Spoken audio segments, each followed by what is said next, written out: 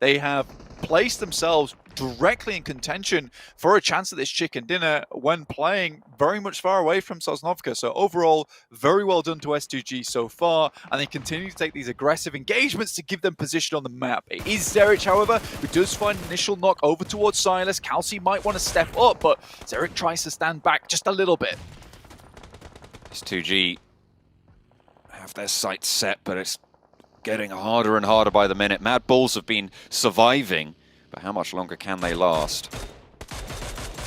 4 rivals with a solid spot in the north, fairly uncontested, take 3 shots over towards S2G and do a lot of damage, but they aren't out of it just yet. S2G can look for these reses, can bloom these smokes, try and hold the cover. Samzi and Razy crawl for any sort of safety that they can see. Their circle pops in just a little bit, quite close to them. They have to move. I think when you look at this, for Enigma Galaxy, they were having a great handhold into this fight. Mad Bull's safe because they don't have the angles towards them. So Enigma Galaxy instead just focus over towards S2G. And then again, it's 4 rivals who get involved. I think S2G maybe put a little bit too much stock into this engagement between them and Mad Bulls. Ralph moves down through the smoke there and quickly and easily picks up at least 1 elimination over towards Mad Bulls, leaving them with just 2 members. Kelsey, who's got one hell of an aim on him. You know, he's a cracker in terms of a shot. So he's taking shots up towards the guys from Enigma Galaxy, trying to hold them back. But this is too much for S2G. Ramsey down before he can cross to the buggy and get cover. Enigma Galaxy with the crossfire. Only Kelsey now standing and taking a lot of damage from the blue zone in the meantime as well. Nade in hand, but what's that going to do? You will fall, and S2G eliminated on the western side. A good start to their game, playing punchy through the western bridge, but failed here. And I mean, this is classic S2G behavior though, isn't it? It's like very aggressive gameplay, some fantastic fights, but then getting yourself into a position where you have poked too many of the Hornets' nests, in which case you are finally taken down. MVM, what a nade coming through from Enigma Galaxy. Currently at 8 eliminations. You know, Sandstorm was worried about them not being able to get too many points over on Sandhawk, but looks like they're absolutely fine. Being able to scrim, practice, get their aim back up to speed, and team fights and engagements seem to be going well for them. Battle for the south side between them and Influence Chemin right now. Seemingly swept everyone else aside. Freak down, not being invested in to get back up. As it looks like Law is rolling forward. Modi backed off the ridgeline, in fact taken down by Federal. Influence Chemin looking good to start their control campaign on this south edge. Not too many other teams left in it as well, Blank. There's only 5, 4 rivals on the north. Guridam still going on the northeast side, and Mad Bulls have stayed alive.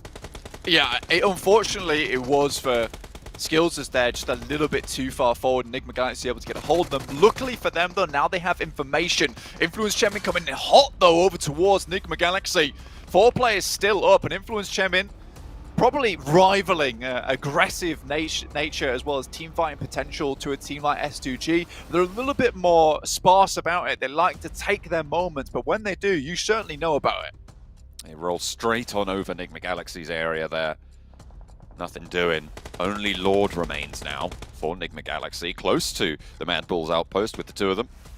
4 rivals, all 4 of them start to move a little bit further south. You can see them getting up to that wall line. Lord, under pressure from the nades, will burn to Federal, and 8 eliminations now for... Oh, that was for Enigma Galaxy. Influence Chemin still on 7, so still a lot of points being scored on this south edge. Yeah, Enigma Galaxy still did a very good job there, and a surprisingly good job as well. I've got to congratulate them. I think it looks like they have been putting in the work between last Pmgc and now. Even their performances towards their PMPLs have been pretty decent despite not having to play as many Sandhogs, and they're working their way around that. 4 rivals still have this really good spot right now, and they've been reluctant to leave it, and I think that's the correct decision. You have this strong spot where you have sightlines towards everyone. It looks like Buram just has no idea where they're being shot from. Unfortunately, he has the fancy feet, so he is tap dancing his way out of the way of a lot of those shots. Pubg not quite able to land the damage they were looking for. 4 rivals are going to have to leave the stronghold they've had for so long and into the sightlines of Influence Chemin. It's a difficult move. It is a difficult move. For Mad Bulls, though, this is about survival, right? This is about getting those points on board, and it's what they were so very well known for over in their league stage in Western Europe, is just not having many or any bad games. Now they're going to start to move their way through, but completely out in the open. It will be Pamburu spotting that one. Zerek down next, and that will be Mad Bulls eliminated 4th place. Still, they're able to get some points on board. Currently, this is 4 rivals putting in the work. This is their last shout, though. They do have their big move to make. Happy up on the wall, and they actually get across. Influence Chemin caught slipping just a little bit there. Those smokes up on the hill, cutting off sightlines beautifully, and actually helping 4 rivals spectacularly well. Up towards the hill now, they're taking a fight up the top, and Buradam going to chime into it as well. Unfortunately, on the favor of Influence Chemin. Nades downhill. A little bit trickier to hit.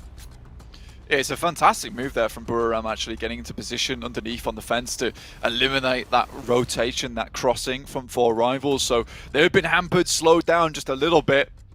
Wading through these 2 teams. Kayovsky, nade in hand, 5 nades available for him. Cooks that one just a little bit too long, but again, it's difficult to estimate these shots here for Influence Chemin. They don't want to cook them too little, so they roll down the hill and away from 4 rivals, but cook them too long and they explode a little bit too early here, John. That one's good, though. That was right on the money there, finding the first. If anyone could cook them right, it's the players here at the Pmgc around the wall. Backed off by the mark. 4 rivals ever aware that, you know, this is a free team finish, so if they can find some of these players from Buradam, getting a 2nd place for the amount of eliminations they've got and holding a strong position, Influence Chemin is unlikely to be able to be dismounted from this high ground spot here, John. So 4 rivals putting a lot of stock over towards the final players from Buradam. Influence Chemin, though, massive chokehold down towards both these teams. This is definitely Influence Chemin's game to lose, right? This is all 4 of them alive, top of the hill, sightlines galore. There's nothing really that they don't have in hand right now. Neither of the other 2 teams have any position in the next circle, and they have to make a bold push, taking more of Buradam down. 4 rivals, the thing that they do have going for them, Blank, is they're all alive. I mean, for 4 rivals, they've done really good here. And again, this is why I talked about them at the beginning of the game. It's a team that I'd like to do well. You know, they have some great experience. They're consistently here. I think they've added some very, very good players to the team. They've just needed somewhere to prove this for themselves. Appy had to hold down here off against some of these other teams. Makes the crossing and stands up, and it would have been unbelievable if he had lived through that one. Now 4 rivals have to make something happen from underneath, but how many nades they have to make it work? Shots downhill, have the Grozer to deal with as well. The Cooks on the nades, not quite finding the money. Surviving for 4 rivals. That lip keeping them safe. Information gathered. 3 teams still going. The next circle will close completely. Influence Chemin, the Brazilian team holding up the top of the hill. They've got 4 rivals dead to rights, but it's just a matter of closing it out. And it seems like they're a little bit faltering in their approach to this. I mean, they are just continuing to put down the nades, and when you have this ordnance, when you know that there's so few threats left, you can just go for it. That's what they're going to be looking for here. They're not cresting the ridgeline and actually taking a couple of shots towards their way. Pamburu makes it to the cover of the ground there.